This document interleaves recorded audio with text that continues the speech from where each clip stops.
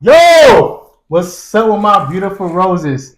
We are here at What Do You Have in Your Garden podcast, man, where love is everything, understanding is a must, and transparency is needed for those that need love. Now, roses, man, I'm here, who I would like to call one of my mentors in the poetry community, in the activist community. This man here is monumental dynamite. You hear me? My bro, Jose, aka Cadorn Concepts. Bro, thank you for being here today, man. Thank you. I You. really, truly appreciate you for taking out your time and sacrificing your time to be here and just talk with us and then with the people about you, bro. You know, how you overcame things, how you went through things, what you stand for, where you're going, all of those things, man, just planting those seeds to help us all grow, you know. Mm-hmm. And when God put you on my heart, bro, to actually be a guest on the podcast, I knew me personally, just me knowing you for the past, I believe it's going on 4 years, going on Like 5 years, that. 4 to 5 years, yeah. Me knowing you, bro, and this knowing your heart and what you stand for. He's a person of the community first. He's for the community first before anything. Yes, he's a poet. Yes, he's an activist. Yes, he's an entrepreneur. Yes, he's all those things. But he's a man of the community. And when I met you, bro, I seen a light and I was like, damn, bro, like I wanted to gravitate to that because I've never seen anything like that pertaining to being a poet and also being an activist of a community, you know? And so, yeah, man, thank you for being on the pod. Yeah, thank you for having me, man. Yeah, Pleasure. yeah, bro. So, man, what's up, man? How's your day going? How's everything rocking? Good, man. Today's a good day. I was looking forward to this conversation. Got my energy drink over here. Got this, what is this? Alani, whatever the hell. Yeah, that's fire. That's got fire. this over here. We had to take this thing off, Yeah, for sure. But got some H2O, so I'm excited I got my water. But today's been good, man. I'm excited afterwards going to walk with my dogs. I've had some good conversations today already. And then right now, man, really happy in the moment. Yes, sir, man. It's a pleasure to have you, big bro. Yeah, he is my big bro. You know what I'm saying? And so before we jump in, bro, I always like to ask the guest an icebreaker question, right? Mm-hmm. And so before we jump into the pod, Roses, the question, brother, I would like to ask you is, after the mission is done, mm-hmm.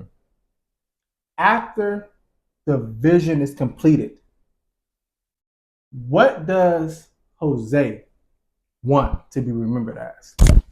Thank you for the question, man. I think kind of the simple answer, is a poet.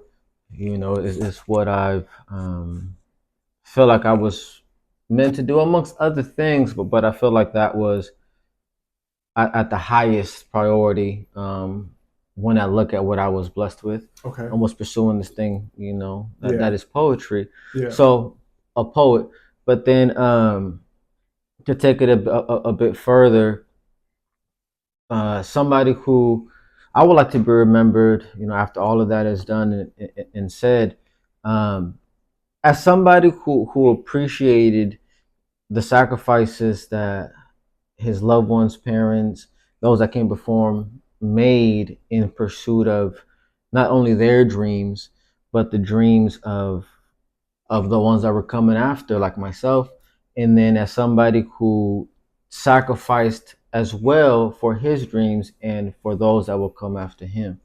So as a poet, and then as somebody who is continually taking into consideration the folks that came after and the folks that came before. Right, and that's awesome that you said that because you still carry that torch, right? You still not. That was like a statement more than a question, Roses. And the reason I say that because Jose is the creator of grassroots poetry, and for me, grassroots poetry has allowed me to be where I'm at today. And so, before we jump on into more questions, I want to ask this question, bro, because just because of what this brand, this community, this family has mean to me. Um, what gave you the ambition to create grassroots poetry? And then can you also tell us the fundamentals of what grass poetry is? Yeah. So, in terms of my ambitions, how I got the ambition to start grassroots poetry, I can't say that I really had any at first, because I had no plans of wanting to pursue a this route. I wanted to do poetry, and that's what I want to do. Okay. But my head was more in pursuing a career as a poet, and along that path, I understood that in the city and kind of in this region, there wasn't many opportunities or platforms for poets, and waiting for someone to reach out. Now, mind you, I've been doing poetry professionally for the past maybe 6, 7 years, 8 years, and I've been a poet sharing and performing for over 10 years, close to 15 years. But it was always waiting on folks to reach out, right? And so as I was thinking about that, I was like, man, I want to be able to create a platform that I could share my poetry on. And so I did that. I saw, well, first, there wasn't really anybody that showed up. So I didn't really see a need or anything. It was just out here in Antioch, out here in Antioch. Okay. Yeah. So at first I didn't really see a need because not that many people showed up. But again, I wasn't really doing it for other folks at the time. I was doing it for myself. Okay. And that's why if you look back at those flyers, at the very, very first ones, it says Cordon Concepts Presents. Right. And I was doing these open mics. Right. Well, over time, as folks found out about it, as folks started coming on a regular basis, I started to hear folks wanting a bit more, right? Folks wanting just more of what they felt there in that space. Right. So with my experience as a community organizer, I thought, well, we could probably do something to get folks to build upon these bonds that are being established here. So as I was thinking about that, I was like, well, how do I do that? How do I create something that could capture what is happening here and be able to build from that? Right. And then that's where grassroots poetry came from, was from me hearing and seeing other people wanting more in this area. And then me wanting to find a way to make that, to move on that. And then grassroots poetry came along. Born. Yeah. That's what grassroots poetry is born. So can you give us a year? When was grassroots poetry born? Potentially. Well, let me just say, when did you decide to create a magnitude? I don't want to put, because grassroots poetry, you can't put grassroots poetry. You can't put grassroots poetry in a box because it's been here. But my question would be, what year or when did you decide to establish a community of such? Yeah, so that was real recent, man. I think. Well, how recent? Because I came to. Recent. Well, okay, that's what I'm saying. Grassroots poetry, probably recent. But I met the community that Jose Cordon Concepts established in the year of 2022. I remember this because my grandma passed away, and I was just hurting, and I had to get some poetry out. And the first open mic I went to, bro, was at Solid Rock Cafe. Not too far away from from the Lynn House. So that's when I first started. In 2021. Okay. No. It was 2022, but in 2021. I had a few online shows. Oh. Right. I had a few online. Essentially, they were like showcases, right? So I had 3. I had three featured artists, and then I had a three featured artists plus myself, and then a host, right? So I had three of those, and then I had one or two like IG Live open mics. Wow. In 2022, when things started to open a bit more back up, that was pandemic, right? Yeah, you know, so 2021 things were still like iffy, you know, but 2022 things were pretty cleared up. Yeah. So at the beginning of that year is when I organized the first poetry open mic in person that I organized. Okay. Right. So that was, I believe that was January 2022. Wow. At the Solid Rock. But again, at that time, it was more for me to create a platform that I could share my heart on. Right. You know, it wasn't until then folks started coming around and started saying they wanted more, that grassroots poetry was born. And I would say that probably happened 2023 maybe, or like halfway there. Okay. That makes sense. Yeah, so because first came, you know, just the open mics, and then from there came that. Yeah. So it's relatively new. Yeah. You know, but the community bond started forming 22. Yeah, the year before that. But again, because I have some of that background in community organizing, and I have the background in I guess entrepreneurship too. You do. You know, it's not a guess, folks. He has it. Yeah. I knew there was something there. You know, so I just went back and thought about what would be the best way to capture that. And the term grassroots is actually a term that's highly used within the community working space. Okay. Right. As a term to what it means is that you're kind of doing it. You know, you're lifting yourself up on your bootstrap, or however that saying goes. Right. You're doing it with whatever you got. Yeah. You know, and so that's what grassroots means. You're kind of starting it from the bottom.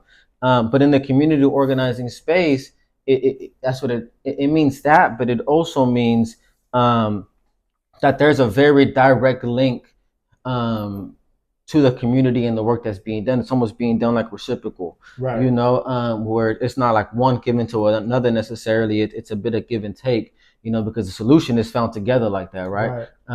So from that background, that's where grassroots came from. Okay. Right. And then poetry, because you know what we do as poets, what we do is poetry. But that's also why I say it's deeper than poetry. You know, because poetry is what brought us together. Mm-hmm. It's where we meeting at these open mics.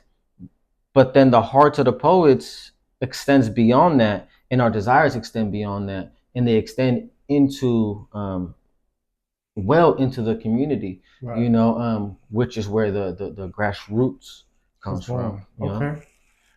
Wow, that was a blessing to hear, because though I witnessed the open mics in 2022, mm-hmm. I never knew what it stands from, mm-hmm. because you do a great job at marketing.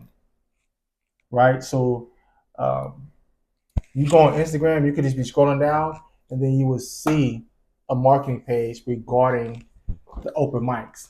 That's how I found out about the first open mic I went to. Was at Solid Rock Cafe in 2022, but I found that out through Instagram marketing. And so I always like, dang, like, bro is really, because though I knew it was Cordon Concept, I always felt like, bro, he giving the space for us poets locally out here in the 925, you know?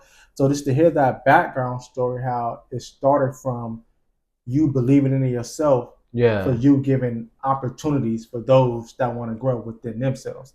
And I think that's very monumental, because though I am a part of grassroots poetry family and things of that nature, just to hear the background story is so inspiring, because literally you created something to inspire and help others throughout your own passion.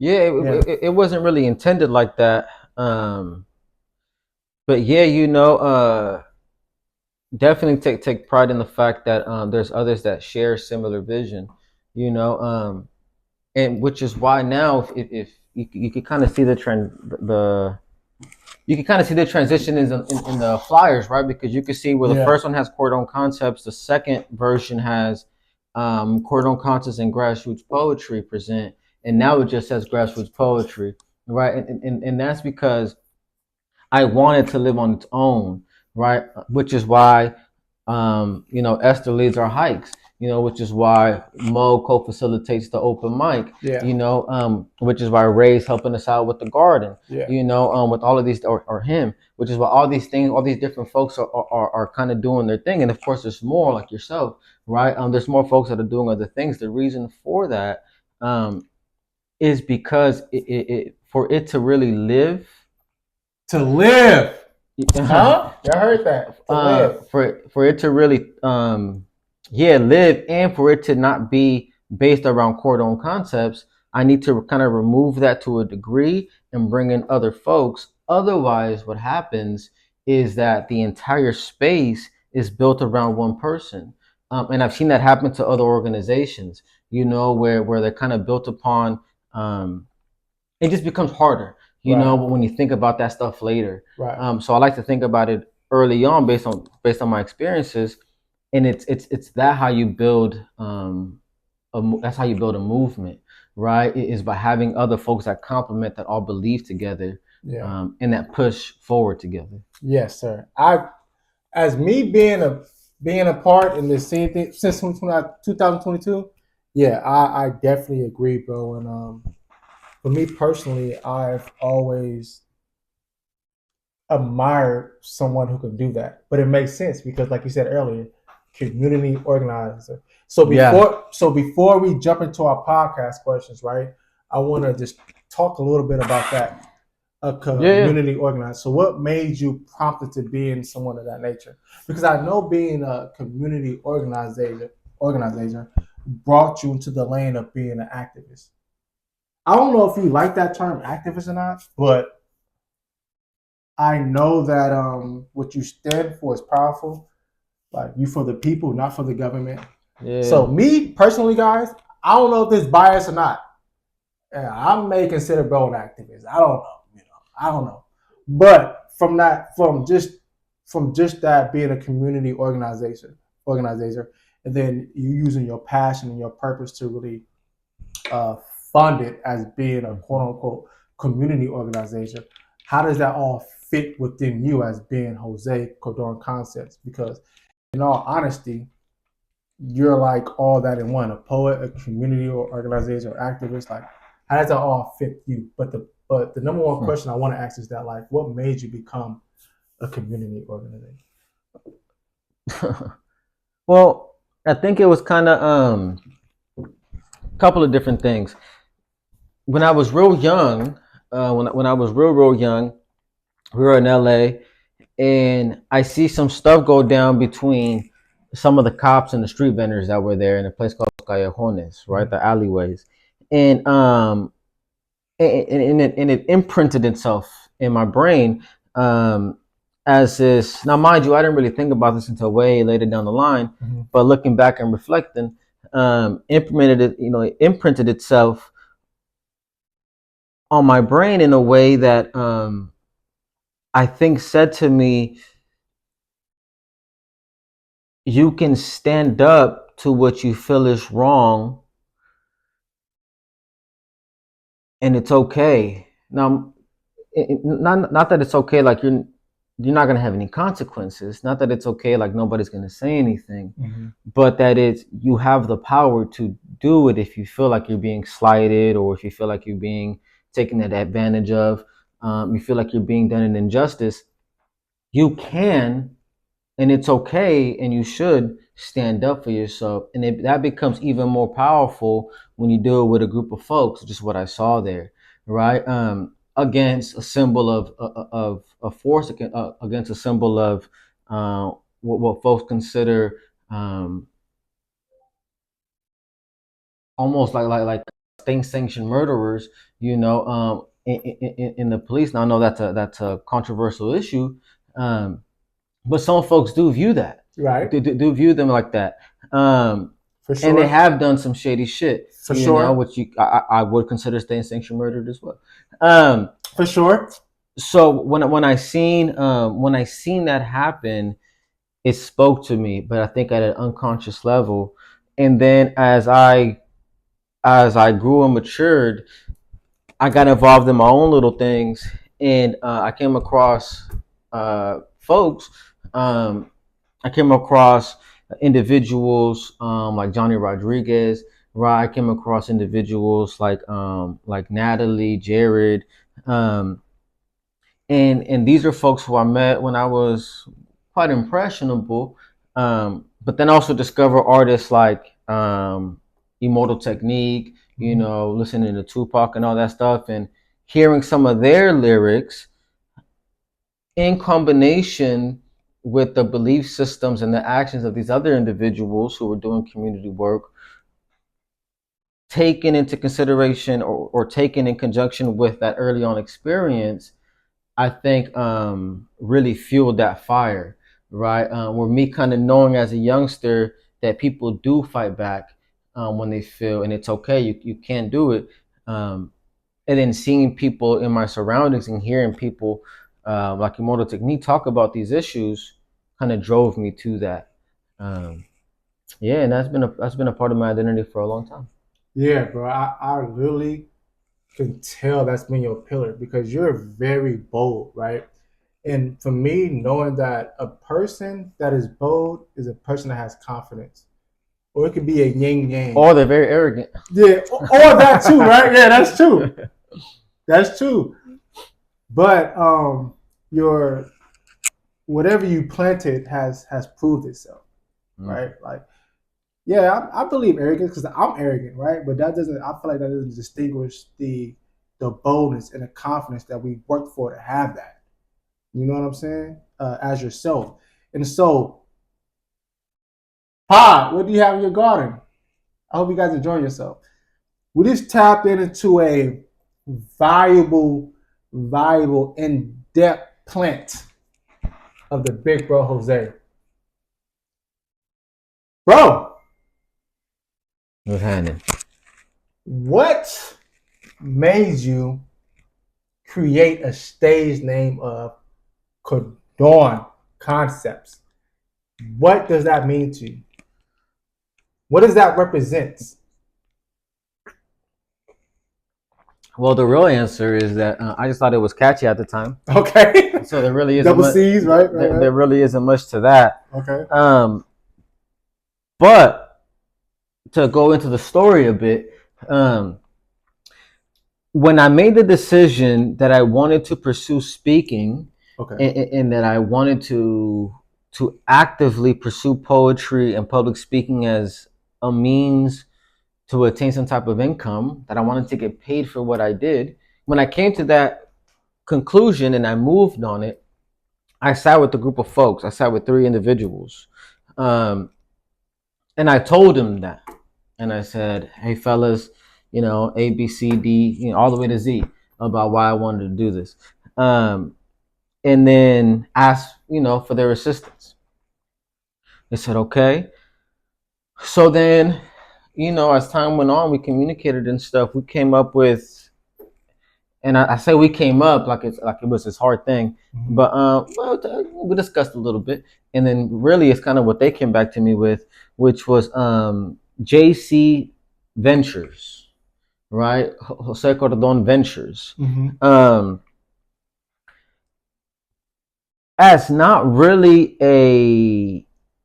a stage name, but more as a just business name. So then I was running with that for a little bit, right? JC Ventures. And then I took a trip to Seattle, and I was up there and I was talking to one of my boys, and we were talking about this, and he was telling me, like, bro, that sounds too like corporate-y, too, I don't know, it just don't fit you. Okay. So I said, okay. And then I started to think, well, what could I switch that to?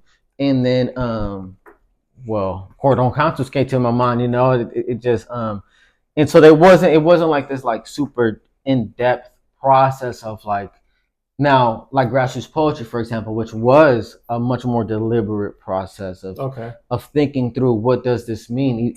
Even the brand. yeah, even the logo is quite thought through, to have some kind of deeper meanings. But that wasn't, it just I thought it was just catchy. And I'm not gonna lie, I'd be thinking about like, man, I kind of want to change that up or something else. Really? But I don't know what it would be though. Not, I don't think I would. But yeah, man, sometimes I think because again, it wasn't a really thought through decision. What does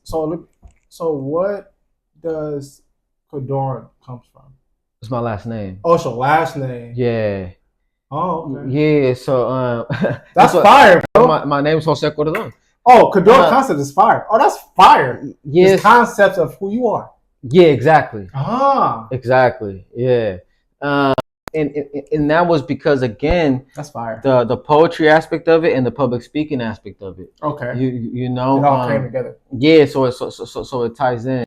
That's fire, y'all. Yeah. So it's like I think E.T. Speaks. Is that what yeah. his Eric thing Thompson? Is? Yeah. Okay, let's talk about the hip hop preacher. Yeah, hip hop preacher.